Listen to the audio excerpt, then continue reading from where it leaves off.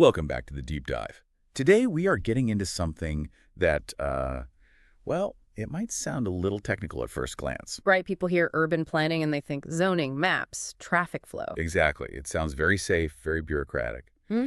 But the source material we're looking at today argues that at its core, urban planning is actually this high-stakes minefield of ethical choices. Because every single decision affects how people live. Yeah, we are pulling from Chapter 9 of our source text, which is titled Avoiding Wrong.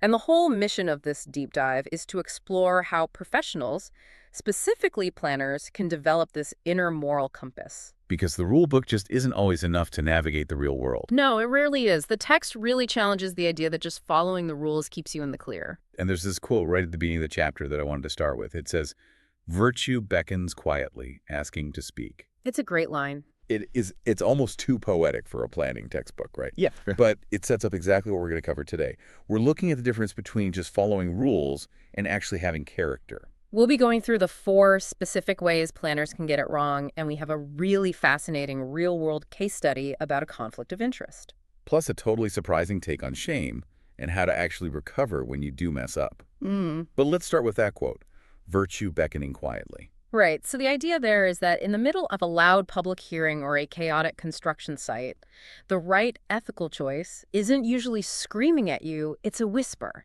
and you have to know how to listen for it. The author calls this listening the anatomy of a conscience. And it literally starts with biology. The text talks about feeling the pang. The pang of conscience, yeah. Now, I have to be honest, I read that and I immediately put my skeptic hat on. Because if I get a knot in my stomach before dealing with a really aggressive developer, is that my moral compass? Or am I just, anxious? Well, that's a completely fair question, but the text makes a critical distinction here. It argues that this pang is actually specific data. It's a physical manifestation of a moral dilemma. So the knot in the stomach, or feeling jittery, Or even just a sudden sense of gloom, or getting inexplicably annoyed by a seemingly normal request. The theory is that your body actually detects the ethical breach way before your brain has time to rationalize it. Okay, so my brain is the lawyer trying to justify things, but my stomach is the judge. That's a great way to put it. But the pang is really just a warning light, like a check engine light on your dashboard. It tells you something is wrong, but doesn't tell you exactly what the problem is. Right, still have to pop the hood. Exactly. So the source outlines a 3-part process. Step 1, you sense the pang. Step 2, you think rationally about it to diagnose the issue. And step 3, you act. You either avoid the mistake entirely, or you make amends if it's too late. It's step 2 that gets messy, though. The thinking rationally part. Because in the real world, these situations aren't black and white. You're dealing with budgets, political pressure, community outrage. And that is exactly where the ethical frameworks come into play. The text breaks down 3 main philosophical systems that we use to process ethics. And usually, when you feel that pang in your gut, it's because 2 of these systems are crashing into each other. Let's quickly unpack those frameworks, but let's keep it grounded. No heavy philosophy lectures. Deal. First up is the deontological framework. This is entirely based on rules and processes. So for a planner, this is just doing the job. Yeah. Did I follow the state environmental laws? Yes. Did you check every box on the permit application? If the answer is yes, this framework says you're acting ethically. The process was sound. But obviously, a perfect process can still result in a terrible outcome. Which brings us to the second framework, the consequentialist or utilitarian approach. This one is all about the outcome. It doesn't care about your checklists. It asks, did this plan actually harm the environment? Or did it displace a vulnerable neighborhood? Right. And then the third framework is virtue ethics. This one shifts the focus away from the project and onto the planner's character. Meaning things like fortitude or self-restraint. Yes. It asks, what kind of person would make this decision? So the conflict happens when these systems collide. Like maybe you followed all the zoning rules perfectly, which is a deontological win, but it resulted in a huge loss of affordable housing, which is a consequentialist failure. Exactly. And the text points out that planners constantly face situations where competing goods are at war. It's not usually good versus evil. It's often something like job creation versus greenhouse gas reduction. Both are objectively good things. Right. But the rulebook cannot tell you which one should win in a specific context. That's why you need the inner compass. Speaking of rulebooks, the text spends some time on the AICP Code of Ethics, That's the American Institute of Certified Planners for anyone outside the industry. It's the big external guide for the profession. But the source highlights a really fascinating tension built right into the structure of that code. Yeah, it's split into two parts. You've got the aspirational principles, which are the ideals you strive for, and then the rules of conduct, which are the actual enforceable rules you can get punished for breaking. And the conflict the text points out is between loyalty to your employer, which is process-oriented and enforceable, and loyalty to the public interest, which is outcome-oriented but often just aspirational. That's a brutal position to be in. Your boss tells you to fast-track a project, so your loyalty to your employer is on the line, but your gut tells you this project is going to flood the neighboring streets. And the AICP code essentially admits this is a problem. It explicitly states that aspirational principles can come into competition with each other. Which leaves a lot of gray area. And that gray area is where the mind starts playing tricks on you. The text calls this the slippery slope. It's where the self-justification begins. When planners start justifying breaking or bending the rules. The examples in the text were almost too relatable. Things like telling yourself, well, I'm underpaid anyway, or I worked uncompensated overtime last weekend. Or I take a lot of crap at the zoning counter from angry residents, so I deserve a break. Right. The author notes how powerful our imagination is here. We can literally propel ourselves into this alternate reality where cutting a corner isn't actually wrong. It's just cosmic justice for being overworked. But obviously that's not grounded in reality. Once you start operating like that, the compass is completely broken. So let's look at the actual mistakes that happen when the compass breaks. The source provides this whole taxonomy of errors.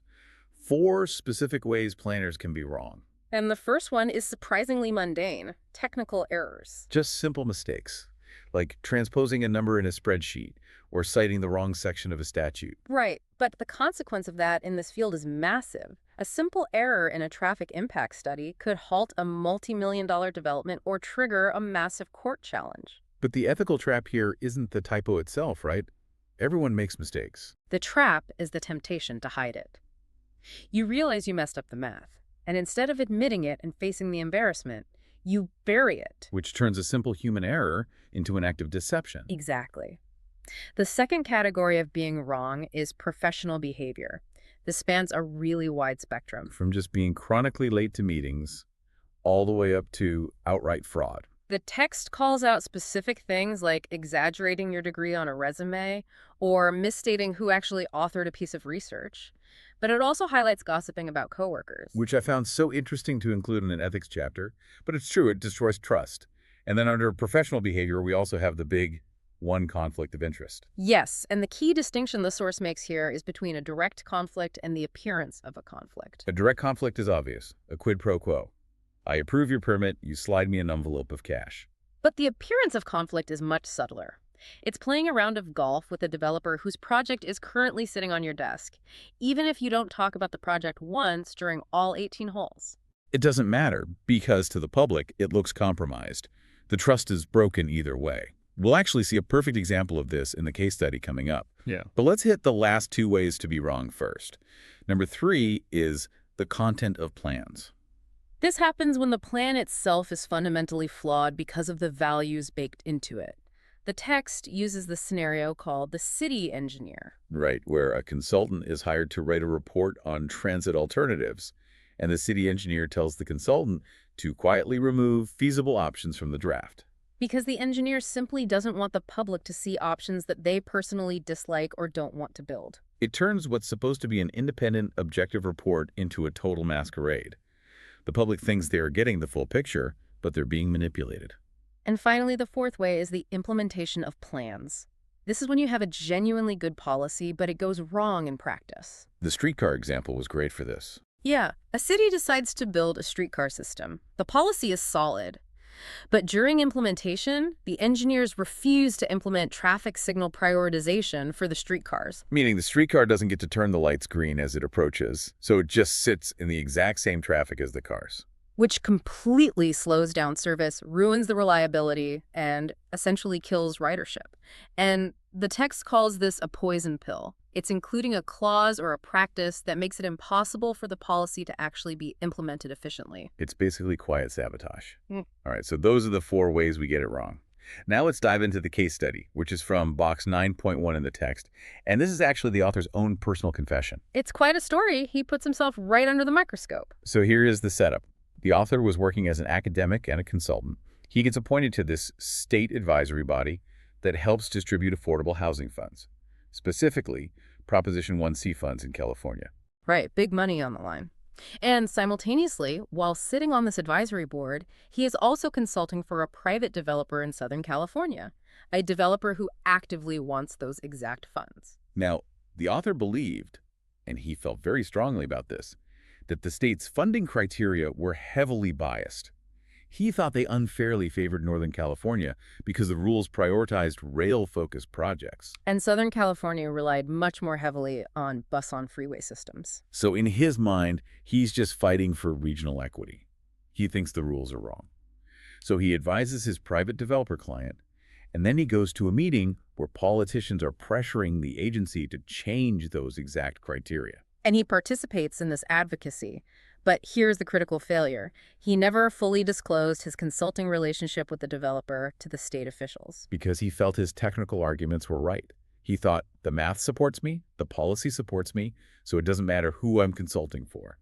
But of course, the state officials eventually found out, and they called him out publicly. Oh, the fallout must have been awful. It was, even though he wasn't being paid for the advisory role itself, and even though he believed his policy stance was correct, he completely failed the appearance and conflict test. Because the transparency was missing. If you don't disclose it up front, it feels like a secret. And secrets look like corruption, even if they aren't. The main takeaway the author offers from his own failure is to disclose early. Even if it feels awkward in the moment, it protects you and the process. Which brings us to the final segment of our deep dive today. What happens when you do mess up?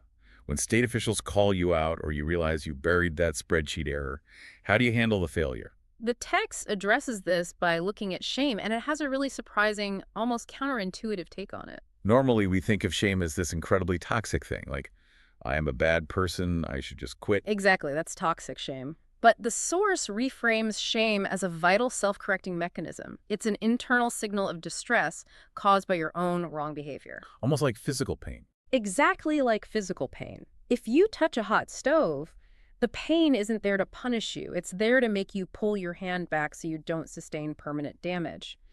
Shame works the same way for your character. But the danger is that we don't like pain, so we try to block it out.